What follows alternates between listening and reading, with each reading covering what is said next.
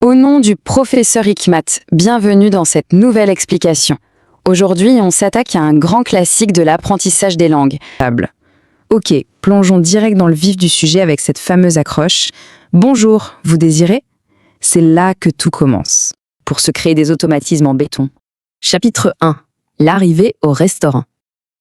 Alors ça, c'est littéralement le mot le plus important de toute la langue française. En France, dire bonjour, c'est pas juste poli, c'est la base absolue. Impossible de demander une table ou un menu sans lancer un vrai bonjour bien chaleureux. C'est le sésame indispensable qui ouvre absolument toutes les portes. Une fois le contact établi, voilà la question classique à l'accueil.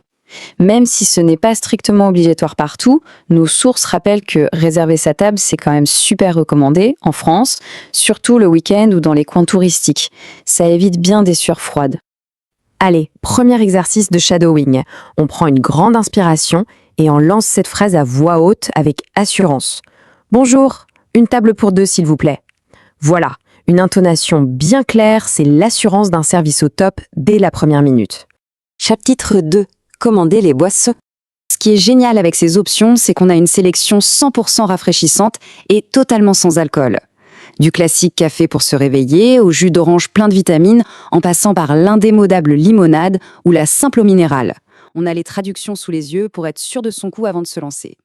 Et justement, le serveur repasse, dégaine son carnet et pose cette fameuse question.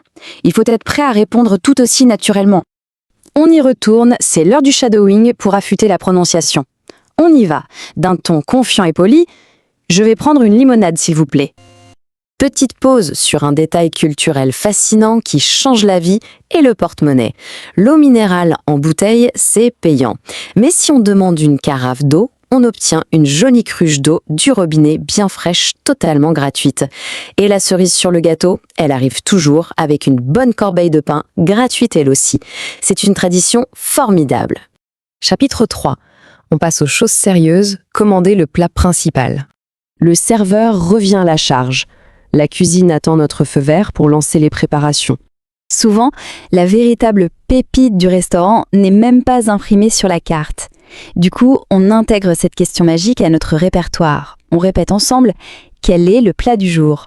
Poser cette question montre une belle curiosité et les restaurateurs adorent ça. Un point super important soulevé par nos sources, c'est l'art de la cuisson. Si on part sur un steak, il va falloir trancher, saignant, à point ou bien cuit. Les puristes de la gastronomie française conseillent presque toujours le à point. D'ailleurs, petite anecdote amusante, demander une viande ultra cuite, ou pire réclamer du ketchup sur un bon filet de bœuf, disons que ça peut faire lever quelques sourcils en cuisine. Et après le plat, le terrible dilemme du dessert. Pour ceux qui n'arrivent jamais à se décider, la France a inventé un truc génial, le café gourmand. C'est tout bête, on sert un bon expresso bien chaud, mais il est escorté d'une petite armée de mignardises, de mini-desserts variés. C'est littéralement le compromis parfait. Allez, voyons comment tout ça se termine. Chapitre 4. Le paiement. Pour clore le repas avec élégance, on garde ça simple. À nous de jouer pour ce nouveau shadowing, l'addition s'il vous plaît. C'est précis, c'est respectueux et le ton doit rester bien posé. Mais attention, il y a parfois des petits loupés. Imaginons la scène, on avait commandé un risotto et une limonade. Tout va bien, sauf que sur la facture, hop, une part de lasagne apparaît mystérieusement. Pas de quoi s'énerver pour autant. Il suffit de le signaler avec le sourire. Dernier exercice pratique pour gérer ce petit couac tout en douceur. On répète. Excusez-moi, il y a une erreur, on n'a pas commandé ce plat. Impeccable. Les sources le confirment, avec une formule aussi courtoise, le serveur corrigera l'addition en un clin d'œil. Juste avant de filer, un mot sur le fameux pourboire. En France, la loi est stricte là-dessus, le service est déjà compris dans les prix affichés. Donc, laisser un petit billet n'est jamais, au grand jamais, une obligation. Mais bien sûr, laisser quelques pièces sur la table pour récompenser un service en or, c'est toujours super apprécié par le personnel. Ce qui nous amène à cette réflexion hyper stimulante pour conclure notre analyse.